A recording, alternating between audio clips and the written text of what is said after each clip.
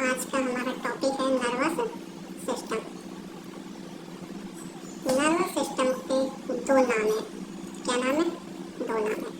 एक तो इसे बोलते हैं इंटरग्रेटिव सिस्टम। क्या बोलते हैं? इंटरग्रेटिव सिस्टम। इंटरग्रेटिव सिस्टम। और दूसरा नाम है सुपर सिस्टम। क्या नाम है? Super system. इंटरग्रेटिव इसका नाम क्यों पड़ा? क्योंकि यह दूसरों के साथ मिलकर काम करता है। क्योंकि यह दूसरों के साथ मिलकर काम करता है। दूसरों के साथ मिलकर काम करता है। मिलकर काम करता है। सुपर सिस्टम क्यों कहते हैं? क्योंकि यह एंडोक्राइन के साथ मिलकर काम करता है। एंडोक्राइन के साथ मिलकर काम करता है। के साथ मिलकर काम करता है। अब हमने देखा कि जो नर्वस सिस्टम है वो मिलकर बने होते हैं नर्वस टिश्यू से। किससे मिलकर बने होते हैं? नर्वस टिश्यू से। किससे मिलकर बने होते हैं? नर्वस टिश्यू से। अब टिश्यू की डेफिनेशन क्या होती है? एक ग्रुप ऑफ सेल। क्या होती है? Group of cell. कि भैया जो सेलों का एक समूह है उसको क्या कहते हैं? टिश्यू कहते हैं। तो अब ये जो सेल है ये दो प्रकार की होती है। कितने प्रकार की होती है? दो प्रकार की होती है। कितने प्रकार की होती है? दो प्रकार की होती है। दो प्रकार की कौन कौन सी होती है? एक जो मुख्य होती है, जिसे बोलते हैं मेन, और एक जो सहायक होती है, सहायक जिसे हम बोलते हैं सपोर्टिव। क्या बोलते हैं? सपोर्टिव बोलते हैं। सपोर्टिव बोलते हैं। अब मेन जो है उसका नाम होता है न्यूरॉन। क्या होता है? न्यूरॉन। और जो सपोर्टिव सेल है उसका नाम होता है न्यूरोग्लिया। क्या होता है? न्यूरोग्लिया। या इसका दूसरा नाम होता है ग्लू सेल। क्या होता है? Glue cell. तो हमने देखा कि नर्वस टिश्यू है वो ग्रुप ऑफ सेल है। सेल दो प्रकार की है, एक तो जो मुख्य सेल है, दूसरी सपोर्टिव सेल है। मुख्य सेल को हमने बोला न्यूरॉन और सपोर्टिव सेल को हमने नाम दिया न्यूरोग्लिया या ग्लू सेल। अगर हम देखें कि जो न्यूरॉन है वो ओनली 10% पाई जाती है। कितनी पाई जाती है? 10%। और जो न्यूरोग्लिया होती है ये 90% पाई जाती है। तो हमने पढ़ा न्यूरॉन। न्यूरॉन क्या है? एक मेन स्ट्रक्चर यूनिट है। इसको हम स्ट्रक्चर और फंक्शन यूनिट के नाम से भी जानते हैं। इसको स्ट्रक्चर और फंक्शनल यूनिट के नाम से जानते हैं। अगर कोई हमसे पूछे कि भाई नर्वस सिस्टम के स्ट्रक्चर और फंक्शनल यूनिट क्या है तो हमारा जवाब जाएगा न्यूरॉन। अब हम देखते हैं कि भैया जो न्यूरॉन है और जो न्यूरोग्लिया है इन दोनों में डिफरेंस मेन क्या है? तो सबसे बड़ा जो डिफरेंस है कि न्यूरॉन जो होते हैं इनमें डिवीजन की प्रॉपर्टी नहीं पाई जाती। मतलब इनमें कोशिका विभाजन एब्सेंट होता है। क्या एब्सेंट होता है? कोशिका विभाजन। क्या? कोशिका विभाजन यानी सेल डिवीजन एब्सेंट होता है। अब कोशिका विभाजन एब्सेंट क्यों होता है? क्योंकि इसमें सेंट्रीसोम एब्सेंट होता है। क्या एब्सेंट होता है? सेंट्रीसोम क्या होता है? एब्सेंट होता है। जबकि जो न्यूरोग्लिया है इसमें जो सेंट्रीसोम है वो क्या होता है? प्रेजेंट होता है। सेंट्रीसोम क्या होता है?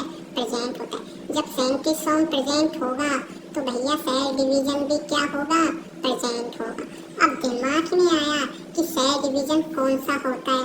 तो सेल डिवीजन होता है माइटोटिक यानी समसूत्री। कौन सा डिवीजन होता है? समसूत्री। समसूत्री का मतलब क्या होता है? कि भैया कि जो डॉटर सेल होंगी वो अपने जो पेरेंटल सेल होती है उनके सेम होती है। उन्हें क्या बोलते हैं? समसूत्री कोशिका विभाजन। अब यहाँ पे सेंट्रीसोम क्या है? एब्सेंट यानी सेल डिवीजन एब्सेंट होगा। तो इसमें जो हीलिंग की प्रोसेस होगी क्या होगी? हीलिंग की प्रोसेस होगी।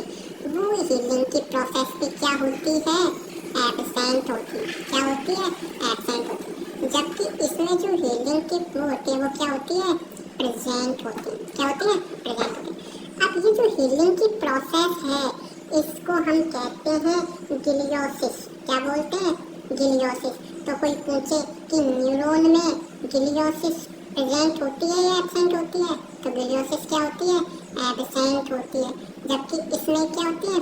प्रेजेंट होती है। क्या होती है? प्रेजेंट। अगर कोई पूछे गिलियोसिस का मतलब क्या है, तो मैंने बोला healing process.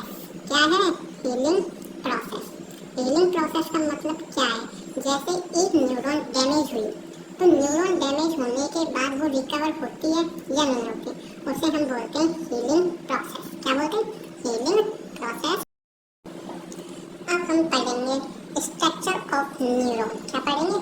Structure of neuron. Structure of neuron कि भैया न्यूरॉन की स्ट्रक्चर कैसी होती है। क्या पढ़ेंगे? न्यूरॉन की स्ट्रक्चर कैसी होती है। तो भैया जो न्यूरॉन है ना, इसके मेन 3 पार्ट होते हैं। क्या होते हैं? मेन 3 पार्ट होते हैं। एक को बोलते हैं डेंड्रॉन। क्या बोलते हैं? डेंड्रॉन। और एक को बोलते हैं साइटोन। क्या बोलते हैं? साइटोन। और एक को हम बोलते हैं एक्सोन। क्या बोलते हैं? एक्सोन। तो सबसे बढ़िया कि भैया न्यूरॉन के कितने पार्ट? 3 पार्ट। कौन कौन से? डेंड्रॉन, साइटोन और एक्सोन। Dendron, साइटोन, axon. अब ये जो डेंड्रॉन है, इस डेंड्रॉन से कुछ फिंगर लाइक प्रोजेक्शन निकलते हैं। इस डेंड्रॉन से कुछ फिंगर लाइक प्रोजेक्शन निकलते हैं। क्या निकलते हैं? फिंगर लाइक प्रोजेक्शन निकलते हैं। इन फिंगर लाइक प्रोजेक्शन को मैंने नाम दिया डेंड्राइट। क्या नाम दिया? डेंड्राइट। तो भैया डेंड्राइट क्या है कि फिंगर लाइक प्रोजेक्शन क्या कहलाते हैं? डेंड्राइट कहलाते हैं।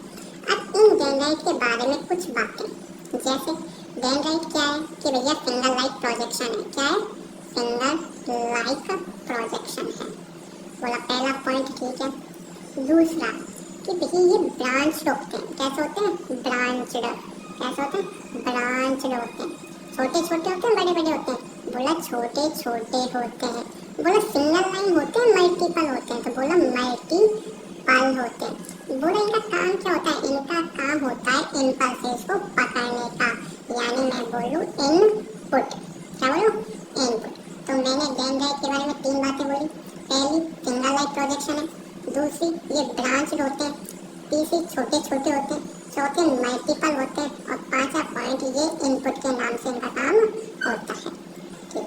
दूसरा पॉइंट जो हमारा टॉपिक होता है वो होता है साइटोन। क्या होता है? साइटोन होता है। क्या होता है? साइटोन होता है। अब साइटोन क्या है? बोला साइटोन है, साइटोन के अंदर एक होता है केंद्रक। क्या होता है? केंद्रक होता है। केंद्रक होता है। दूसरा इसमें पाया जाने वाला फ्लूइड होता है। ठीक है। तीसरा इसमें पाए जाने वाले राइबोसोम होते हैं। क्या होते हैं? राइबोसोम होते हैं। ठीक है। अब की जो फ्लूइड है इसको हमने बोला साइटोप्लाज्म। क्या बोला? साइटोप्लाज्म। और जो राइबोसोम है इन्हें हमने बोला निजल ग्रेन्यूल। क्या बोला? निजल ग्रेन्यूल बोला। ये जो निजल ग्रेन्यूल होते हैं ये क्या है? Modified ribosome. क्या है? मॉडिफाइड राइबोसोम है। क्या है?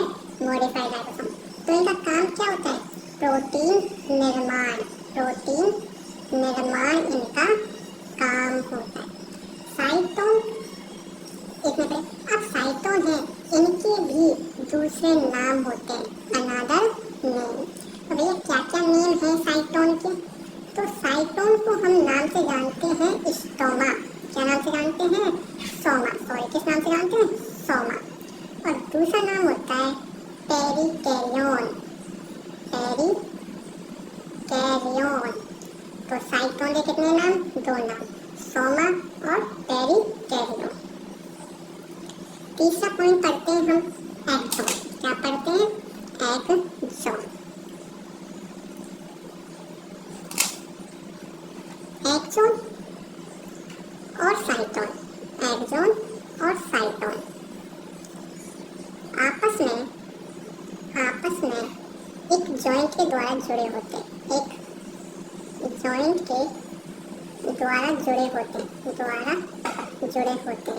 जुड़े होते हैं उसे हम बोलते हैं एक्सोहेल जॉइंट। क्या बोलते हैं? एक्सोहेल जॉइंट। क्या बोलते हैं? एक्सोहेल जॉइंट के नाम से जानते हैं। इस एक्सोन में भी कुछ फिंगर लाइक प्रोजेक्शन होते हैं। कुछ फिंगर लाइक प्रोजेक्शन होते हैं। फिंगर लाइक प्रोजेक्शन होते हैं। उन फिंगर लाइक प्रोजेक्शन को भी हम क्या बोलते हैं? डेंड्रॉन बोलते हैं। अब ये जो डेंड्रॉन है या ये डेंड्राइट है, ये क्या होते हैं? ये भैया सिंगल होते हैं। क्या होते हैं? सिंगल होते हैं और अनब्रांच्ड होते हैं। क्या होते हैं? सिंगल होते हैं, अनब्रांच्ड होते हैं और लंबे लंबे होते हैं, लॉन्ग होते हैं और मैं बोलूँ ये आउटपुट होते हैं। क्या होते हैं? आउटपुट होते हैं। क्या होते हैं? आउटपुट होते हैं। अब ये जो एक्सोन है, एक्सोन के अंतिम सिरे को, एक्सोन के अंतिम सिरे को, एक्सोन के लास्ट पॉइंट को हम एक्सो टर्मिनल के नाम से जानते हैं। किस नाम से जानते हैं? एक्सो टर्मिनल के नाम से जानते हैं। एक्सो टर्मिनल के नाम से जानते हैं। अब ये जो एक्सो टर्मिनल है, इसमें दो प्रकार के भाग होते हैं। एक जिसे हम बोलते हैं सिनेप्टिक नोड। क्या बोलते हैं? Synaptic node. Synaptic node. और दूसरे को बोलते हैं सिनेप्टिक कॉइल्स। क्या बोलते हैं? Synaptic coils. इन सिनेप्टिक नोड और सिनेप्टिक कॉइल्स में भरा होता है न्यूरोट्रांसमीटर। क्या भरा होता है? न्यूरोट्रांसमीटर। क्या भरा होता है? न्यूरोट्रांसमीटर। अब ये न्यूरोट्रांसमीटर जो होते हैं वो किसी काम को या तो ज़्यादा करते हैं या